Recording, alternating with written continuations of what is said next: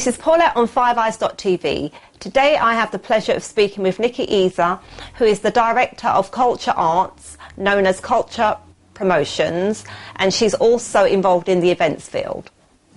Nicky, welcome to fiveeyes.tv. Nice to meet you. Hi. Hi. First of all, I'm going to ask you to tell me about Culture Promotions. Sort of a long story. I don't care. It's been around me for, I suppose, going into almost 30 years and more. It's work that just came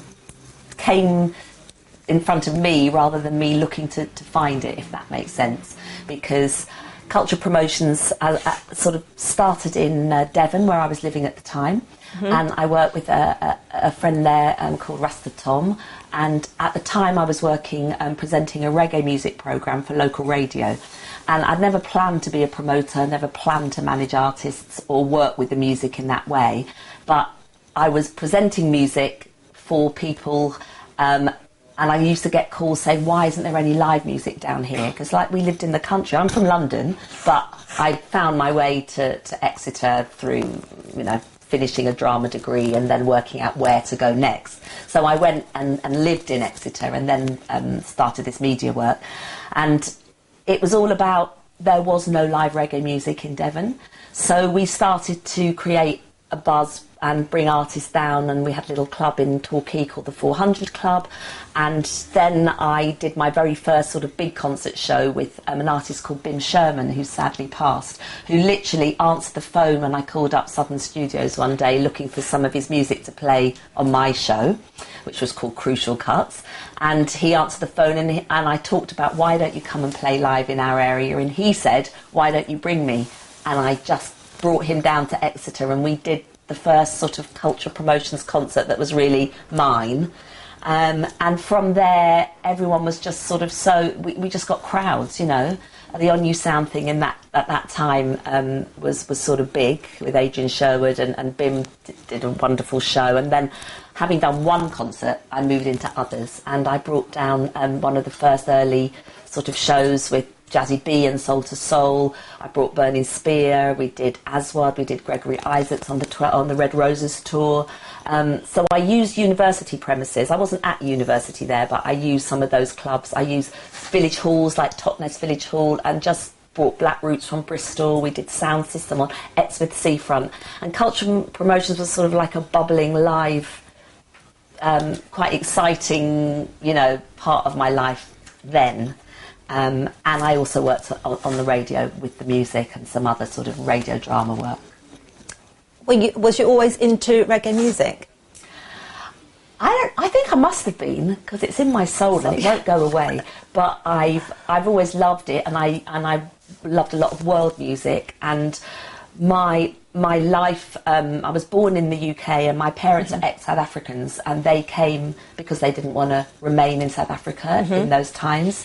And I was born here, and I don't know whether some of those African roots rubbed off on me, and some of those politics rubbed off on me as a child. Music was around me though, and I just loved music. I used to play the piano, I used to play the guitar.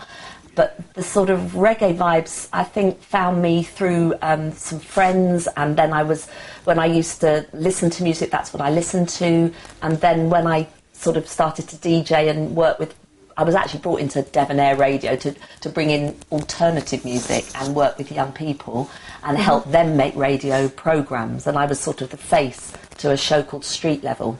And after I'd sort of established myself with colleagues at the radio station, I sort of begged for another show that could play the music that I loved. So that's how the reggae thing came in.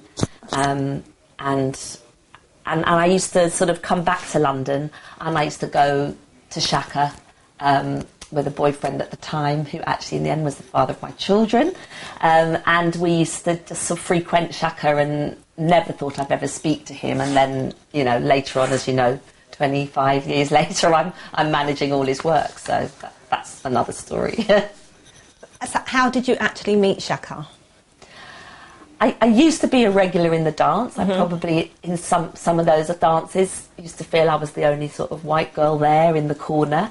And I didn't ever speak to him. I just loved how he played, and I just felt sort of closeness with the music. And then one day he was playing I used to play a Johnny Clark tune a lot called Rosie, and I asked him when it was going to be released. I just thought, well, I'm going to ask him, how can I get the tune? And he just went, yeah, soon come, or something very short and small. That was the first time I spoke to him. But when I finished with my work in Devon and I moved back to London, I was sort of working with a multicultural theatre company, which was really my work, because theatre and theatre management and performing was where I sort of did more work.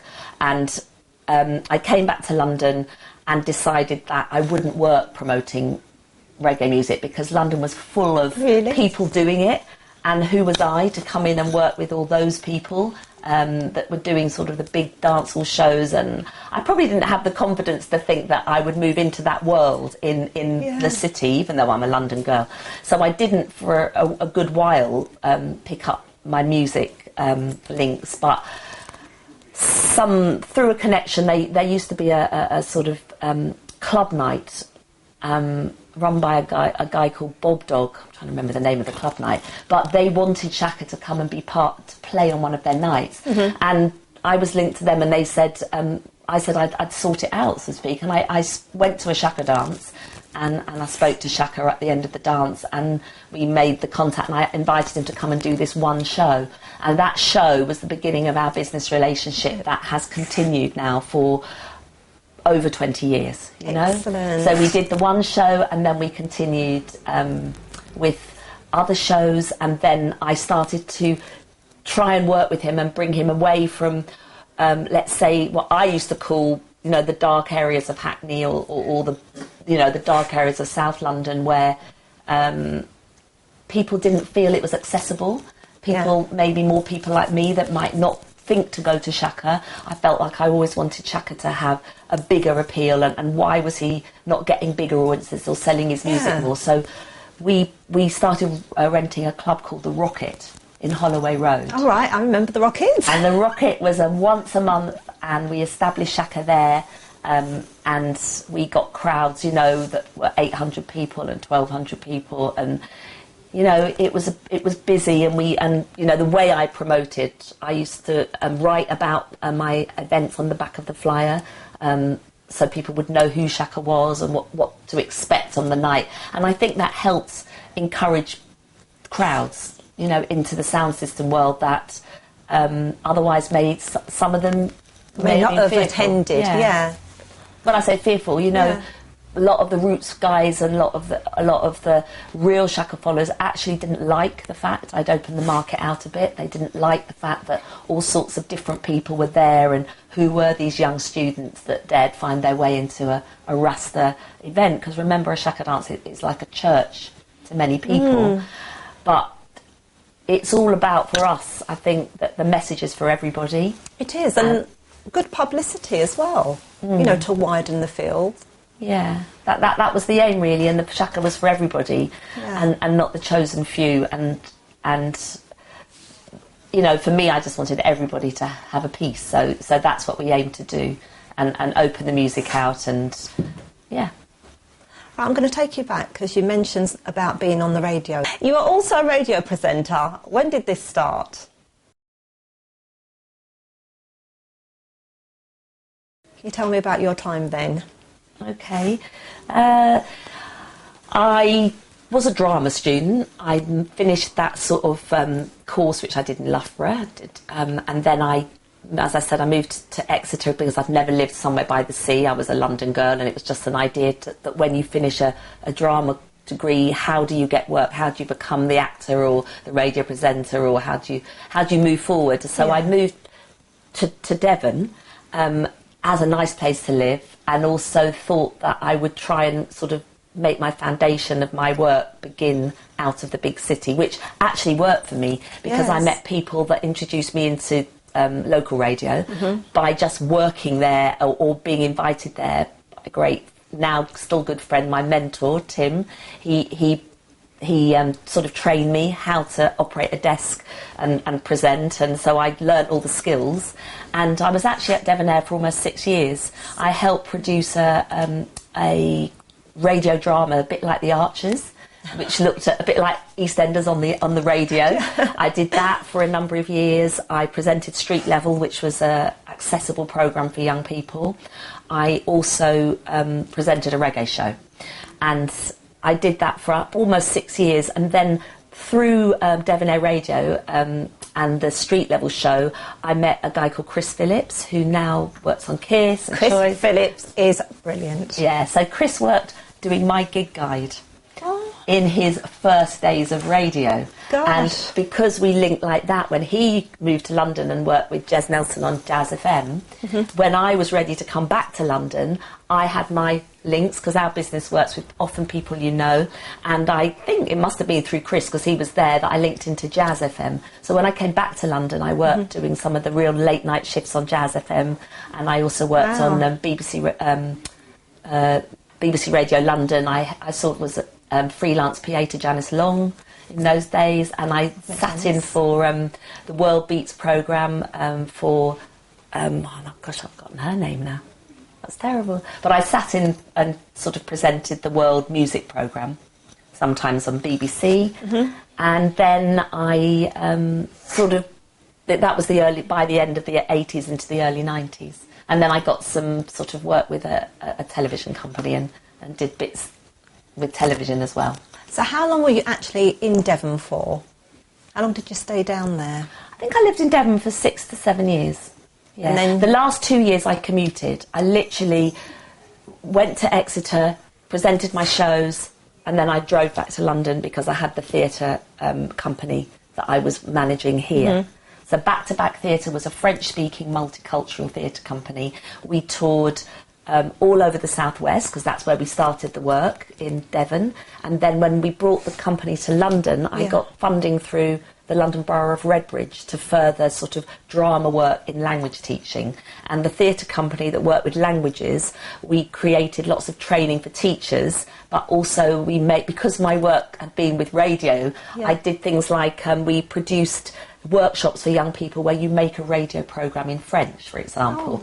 So we did all sorts of drama work. We wanted to show young people that French wasn't only spoken in France and in Paris, but so we created a theatre show that was maybe based in West Africa, and so that was the sort of way we looked at multicultural education, really, through the company. And I ran that in this country, and we also did some projects in Germany until the early 90s.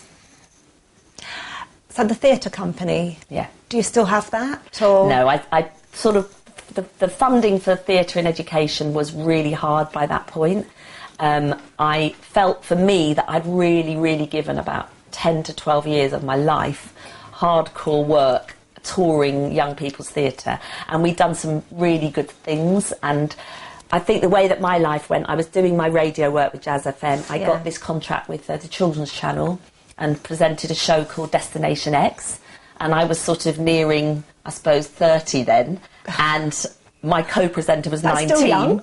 Still young. I didn't have any children by then, but my co-presenter was 19. And the director thought, I think, that I was about 22 or something. So I presented this show with my young sort of co-star, and we worked with kids, and it was like a game cartoon show. And I did that work. I did lots of freelance work with, like, Casualty, like extra work and a few little parts here and there. What, acting? Yeah, a little bit of acting. A little bit of acting, a little bit of presenting, and then the radio work, and then this children's channel work. But then I got pregnant. Right. So I was doing my music promotion with Shaka and the Dub Club, which of course is another very dear sort of 15 years of my life. Every Thursday night we had the Dub Club, which was the reggae sort of meeting point in London for sound systems and selectors and the roots people. And then I sort of brought the theatre company down, because you can't do everything. No. And I decided that my life had to use those skills of administrating theatre and working in the arts into the music that I loved. And that's how I sort of then spent the next, time till now, just moving with the music. Yeah. A woman with very many hats. Yeah, I had a lot of hats. So you mentioned your children. How many have you got? I've got 2 daughters, you know, late teens and early 20s now. They sort of moved with me with the work because my office has never been, the culture arts and culture promotions work was always from the home. Yeah. And I couldn't have done it otherwise. But for me as a mother, I was near my children. I could speak on the phone. No one knew I was breastfeeding at the time. No, I could do all my worldwide work at night. Jamaica's 6 hours behind us. Put the baby to bed and then get on that phone and sort out tours and talk to my artists. I could run the dub club. My children I'd put them to bed. We'd open the club at 9. I could be back here in the morning to take them to school. I might have been knackered because I went to bed at 4 o'clock, but I was still around, and that's what I used to love, that I could actually work with the children and be with the children and work at the same time. So obviously they didn't, you know, they were part of coming to festivals, they were part of touring sometimes. And by the time I had my second one, I didn't really take them on the road so much or involve them as much. But you can multitask. Of course you can. Especially if your office is in your home. And you know, I did a lot of different work with different artists. That's great. I'm here with Amika. Did I pronounce that right? Yes, Amika. Amika is Nicky's daughter, and we're here at the Lambeth Country Show. Yeah, that's right. Amika, can you tell me a little bit about yourself? Well, I'm 19, and these are my 2 cousins, and we're just here helping out the Lambeth Country Show. Do you help your mum a lot? I help my mum, yeah. Since I was younger, I'd be dancing on stage with her, running about, trying to get things done. Yeah, we've been to a hell of a lot of festivals throughout my life, and that's because it's my mum's job. But yeah, I've always helped out every time, but obviously as I've gotten older, the times have been less frequent, but yeah, quite a lot of times. So tell me a little bit about your mum.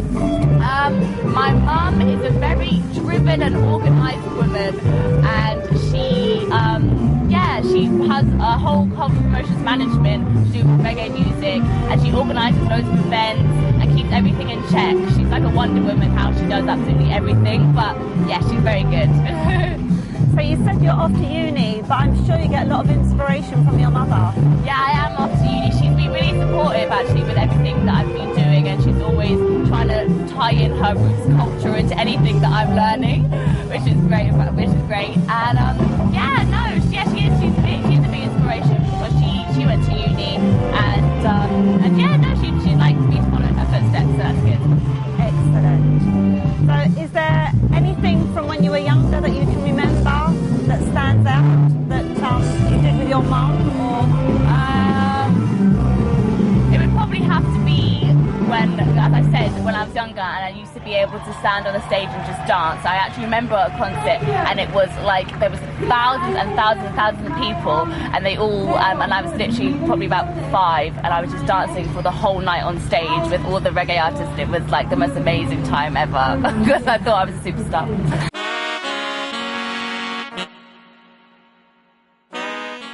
You have worked with many artists. Can you name them all? Yeah, I could name them. I probably worked with nearly all, I suppose, a lot of the legendary artists from Jamaica, and I've always worked very much with the roots artists. So I currently look after still Horace Andy, Johnny Clark. Jah Shaka, of course, is my mentor, father, everything, so he's always with me. I've worked with Gregory Isaacs for a little tour. I brought in Burning Spear. I've worked with Luciano. I've worked with probably nearly all the artists, and then the British reggae scene, which is very important to me, is, you know, Prince Malachi, Earl 16's here, Michael Prophet's here, Levi Roots. I obviously worked with and knew personally for many years. Name an artist, I've probably worked with them. I did the Sizzler shows. I brought Sizzler in, very odd because he was sort of against the white community, but Fat is his producer, who's no longer with us, phoned me and asked me to bring Sizzler and do those shows. And so at that point was when I really felt like I'd done so much work and you know, felt that I could sort of maybe somehow move away from the music frontline, because I was always out there. I was always doing it. I was always promoting Essential Music Festival at Brighton. We ran for years, you know. we had James Brown on the bill, we had, you know, sort of 9 reggae acts all at the same time. And those days were sort of really kicking, but it was hard, you know. It was hard by the late 90s to really sustain, really, you know, surviving, you know, within the music world. So you've mainly spoken about reggae artists. What about the soul artists? Did you get involved in promotions? No, the main work I've always done has been with roots reggae. Yeah. I have had with soul artists, or the other artists that have, like at Essential, were more booked by my colleagues in the Essential office, and were just part of the festival lineup. So I think my side has always just been with the reggae. Everybody from Brixton and from London and from around the world that I know are here, because we have free reggae music, and it's not often we get such wonderful music for free. Ladies and gentlemen, big up Lambeth Council for investing in this way on this stage for this music. Recently, I spoke to some of the reggae artists at the Lambeth Country Show in Brockwell Park earlier, and what was evident that they hold a lot of respect for you. Why do you think that is? I mean, there was so much love for you, Nicky. Well, that feels good, because, you know, I feel like I've given them sort of a lot of my soul and my life and my love, because the music's important to me. So that's great. I think probably I work very honestly with people, and I try my best for all of them individually, and lots of artists ask me to work with them, and I have to say I can't work with you because I can't spread myself too thin. Yeah. And that was, I think, something that happened to me at one point. I was doing too many things, and if you spread yourself too thin, you can't actually do your best, you know, for the individuals. So you have to be careful not to do that. But I hope that I've given my best to a lot of artists, and certainly, you know, hope that I've helped their career move in areas that it may not have done if I hadn't helped manage some of their work. And the thing is as well, there is no one doing management for reggae artists in the UK. Yeah. And when I made that decision to stop working so much with music, and I sort of thought I'll go forward with other work in the arts world, especially Caribbean arts world, and I linked into some local authorities who used me to market some of their Black History Month events, Black Publishing event. I work with Camden a lot, doing things. I thought I was offered a position, which was more like a job within the events world that wasn't with reggae music, and I took that job because I felt like I had to survive. I was feeding my 2 children, and I had to maybe do something different with my life, and I thought I'd leave the music behind me, but it wasn't possible. I just couldn't do it. I said to my colleagues in the local authority, I will do this job, but I can't fully leave my music behind. I can't cut myself away. It's like an umbilical cord. It's in your blood. In my soul. So I've given my all to my job, but at the same time, the music, the music carries on, and when I can, I'm there. Otherwise, I'm not. But I still manage to juggle, you know, things to happen. At least you're able to do that.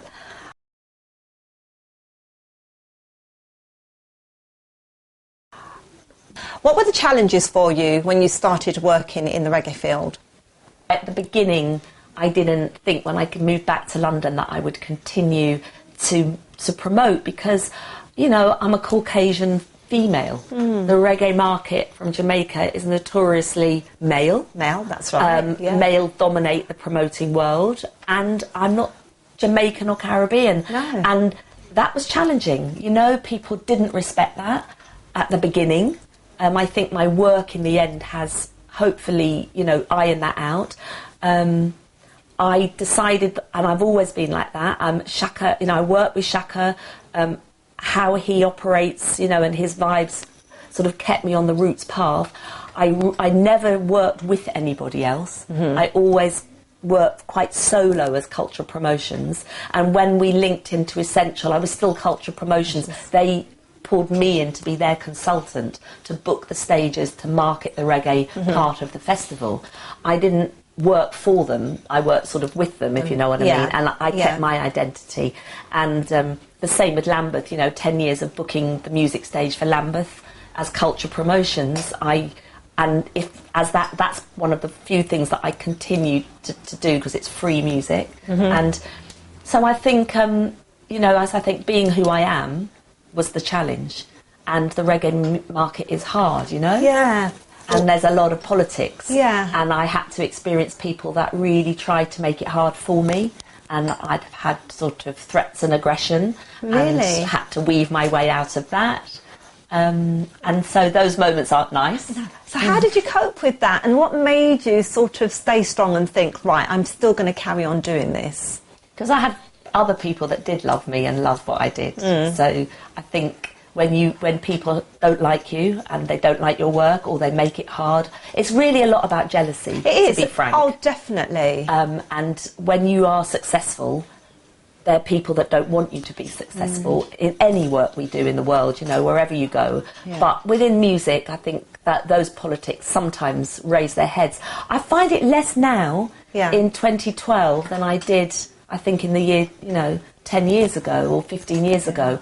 I think in those days we were all battling a little bit, and promoters battled to who would get the artist, who would put on the best shows. And so those, that's what went on, and in our market and our reggae music market, it wasn't easy. Well, I'm glad you stuck it out. I'm really glad you did. You're known in Jamaica as the Little English Girl. How did you get that name? Because I probably was. I am a Little English Girl. Yeah, well, that's what I was saying previously, that, you're a white woman in the reggae business. That's how people, I suppose, describe me. And, yeah, I have heard that. Little English Gal. Yeah, Little English Gal.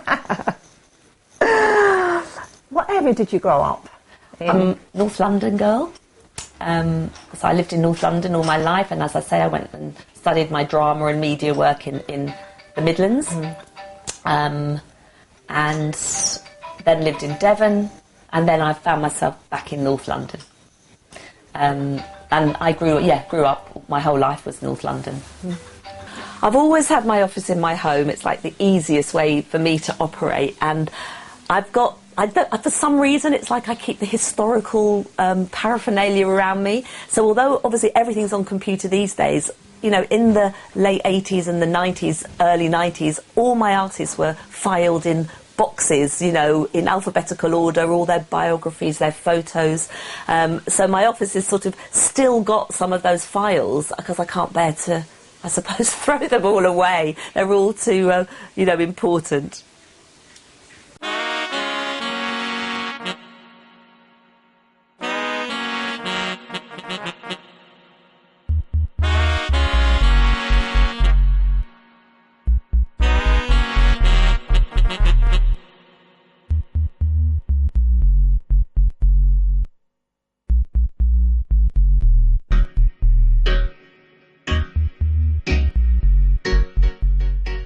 How long did you work with Shaka for at the Rocket?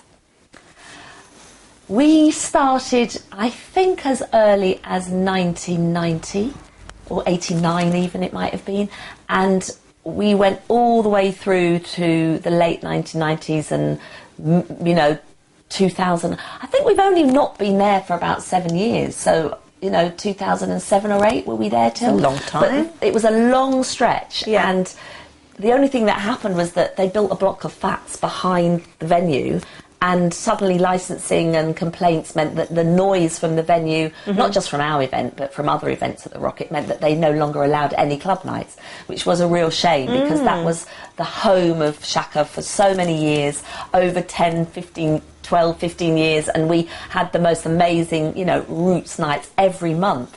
People came all over. People came internationally to see him, and still do. I mean, give them that.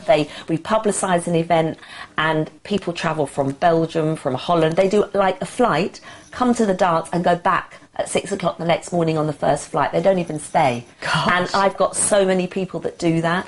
So we've got a whole international community that frequent Shaka dances here, and then of course Shaka travels worldwide, yeah. because we go all over the world with him to festivals. But in the very early days when I was managing the Shaka at the Rocket, there were so many other people that are, you know, wonderful selectors and wonderful MCs and singers, and it always felt like everyone said culture promotions only work with Shaka, why can't you do something for us as well? So we decided to open the Dub Club, which was really a club, not instead of Shaka, but the club arena where people who didn't get a chance to play out could come and play. And I managed to find a venue in Tufnell Park called the Dome, top of a pub, and it was a Thursday night experiment where we brought in not one, not two, sometimes 4 different selectors, and then we did this rotation of you know, early days of Manasseh and Jah Trinity and then Tebi Sound and those sound systems, Jah Youth. Everybody played the Dub Club, and then new sounds and selectors came in, Iration Stepper, and everyone wanted to play the Dub Club because it was the happening reggae club, you know, to be at. And visitors that came to London, you know, came there. It was like the meeting hall for reggae music. And it wasn't until, again, complaints from residents in the area that meant that the owner had to say, you know what, the Dub Club has to close for a while. And I moved it to Finsbury Park, to a basement club there for a while. We moved it to Plastic People in Shoreditch. So we tried to keep the Dub Club flowing, but it was really those 12 years non-stop at the Dome in Tufnell Park that was there for everybody else and not so much Shaka. Shaka did an occasional special, which is where we go with Shaka now, you know.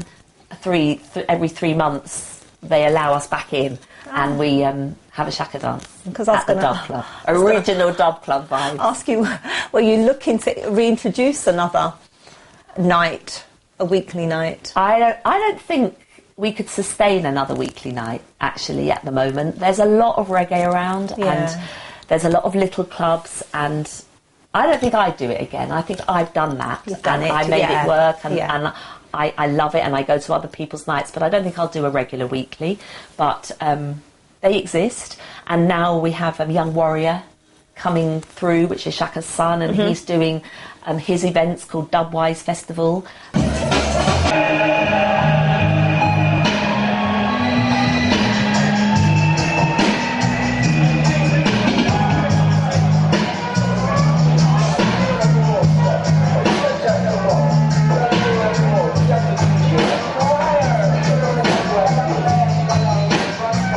Lots of other people have roots clubs. You know, the reggae and roots music and sound system will never ever die. No. It's the foundation of everything, and doesn't matter whether I'm doing it or other people do it. I have to let go and, you know, embrace lots of other people move forward because you know, that's how it works. You've made your mark and people know you.